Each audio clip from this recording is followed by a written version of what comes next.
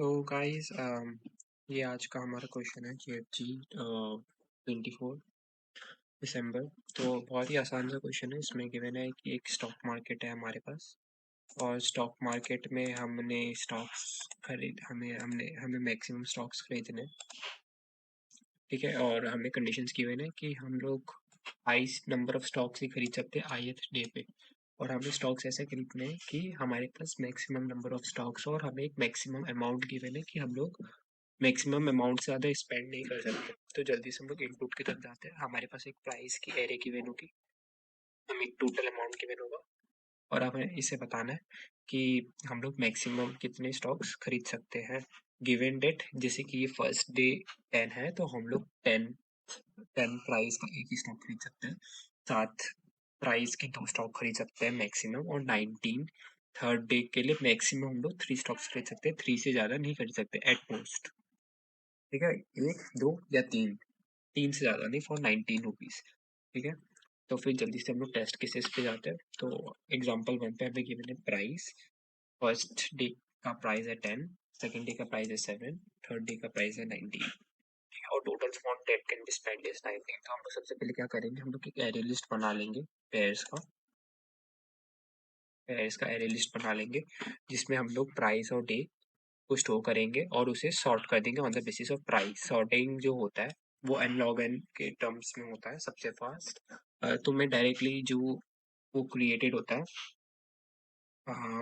Functions जावा में, inbuilt functions, sort function, उसका use करूंगा एरेज डॉट सॉर्ट, ठीक है। तो ये अनसॉर्टेड लिस्ट है हमारा। हमने पेयर बना लिया 10,1, जहाँ पे ये प्राइस है, ये डे नंबर है, ये प्राइस है, ये डे नंबर है, ये प्राइस है, ये डे नंबर है, ठीक है। तो आफ्टर सॉर्टिंग प्राइस के बेसिस पे हमने शॉर्ट कर दिया, तो 7 पहले आ गया, फिर 10 आ गया, फिर 19 आ गया।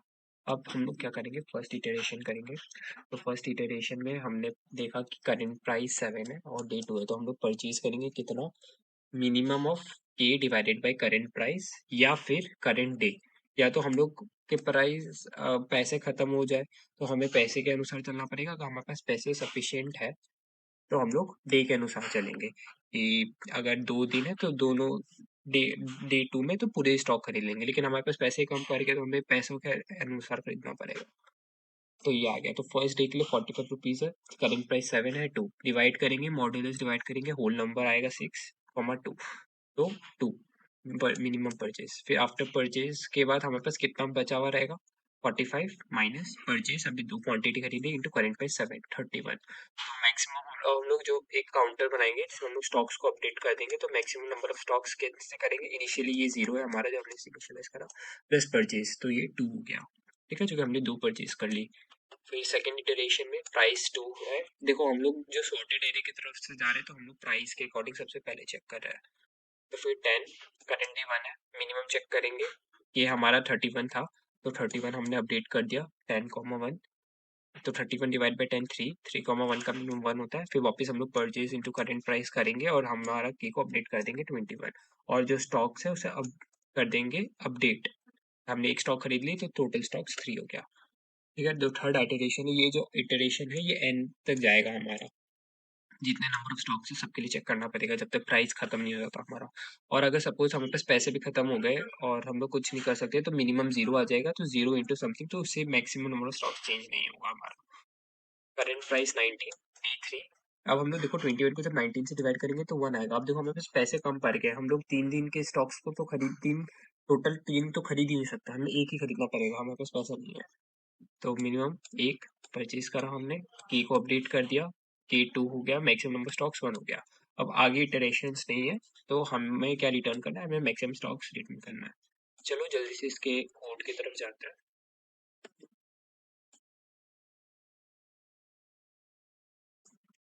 ठीक है, सो गाइस जल्दी से कोडिंग की तरफ चलते हैं बिना टाइम वेस्ट किए। सबसे पहले हमें एक 1D एरे बनानी पड़ेगी, या फिर बेसिकली जावा का है तो एक लिस्ट बनानी पड़ेगी, और उससे पहले हमें पेयर का क्लास बनाना पड़ेगा, क्लास पेयर, जिसके अंदर 2 चीज़ होगी, इंट प्राइस और इंट डे,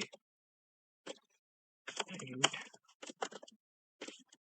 डे, ठीक है। जल्दी से इसके कंस्ट्रक्टर्स बना लेते हैं। Right click, generate constructor, select, okay, similarly right click, generate getter, okay. फिर क्या हो गया? अब जल्दी से मेन फंक्शन पे चलते हैं। मेन फंक्शन पे हम लोग लिस्ट बनाएंगे, array list, array list, array list of किसका होगा? पेयर्स का। नाम लिख देते हैं क्या?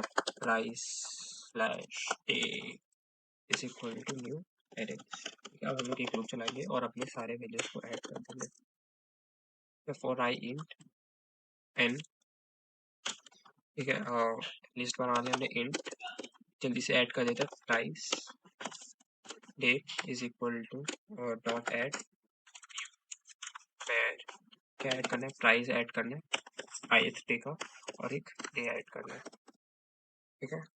हाँ, ये हमें इंपोर्ट करने के लिए कह रहा है क्लासेस, ठीक है, हमने इंपोर्ट कर लिया, नॉन स्टैटिक कर दिया। स्टैटिक रेफरेंस आ रहा था बोलने की स्टैटिक और नॉन स्टैटिक पेयर है, तो non static can't be called static, ठीक है।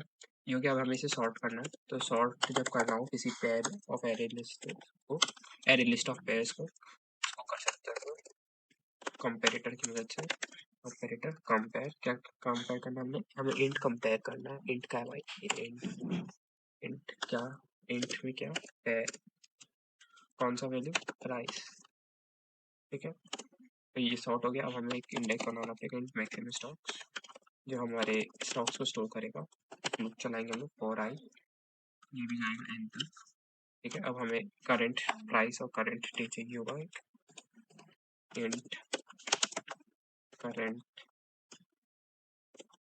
प्राइस, कैसे निकाले? कैसे? Price of day dot gate I dot gate price, ठीक है। सेम चीज करंट डे के साथ,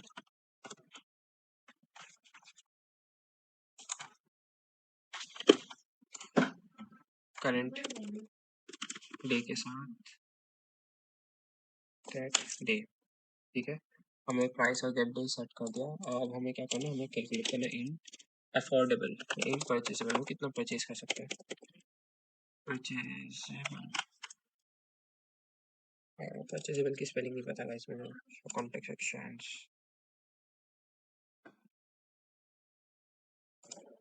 कर रहा हूँ मैं। परचेजेबल इन परचेज लगेगा भाई। इन परचेज इक्वल टू हमने क्या कंपेयर करना है? हम लोग या तो मैक्सिमम डे के हिसाब से खरीद सकते हैं, के डिवाइडेड बाय करंट डे या करंट प्राइस, ठीक है। या तो हम लोग डे के हिसाब से खरीद सकते हैं या प्राइस के हिसाब से। प्राइस से चेक करेंगे, अगर प्राइस से काम बन गया हमारा तो हम लोग डे से चेक करेंगे, ठीक है। इसके बाद जो हमने जो स्टॉक खरीद लिया उसे सब्ट्रैक्ट करना पड़ेगा। जैसे कि हमने 100 रुपये में से 40 रुपये की स्टॉक्स खरीद ली, तो उसे सब्ट्रैक्ट करना पड़ेगा। हमने सब्ट्रैक्ट कर दिया और जो मैक्सिमम नंबर स्टॉक्स था उसको अपडेट करना पड़ेगा, ठीक है। रिटर्न स्टॉक्स, हमने इसे इनिशियलाइज नहीं करा था, तो ये दे रहा है, हमने इनिशियलाइज कर दिया, हम लिख दिया। तो गाइस ये हमारा कोड हो गया। जल्दी से इसे रन करके देख लेते हैं कि काम कर रहा है नहीं कर रहा। कॉपी पेस्ट, एक सेकंड गाइस,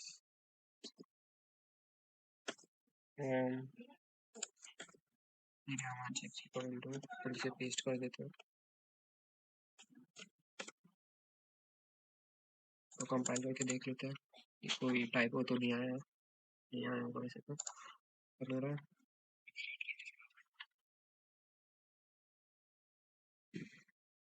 कर रहा है, बढ़िया से काम। थैंक यू गाइस, मिलते हैं अगली वीडियो पर।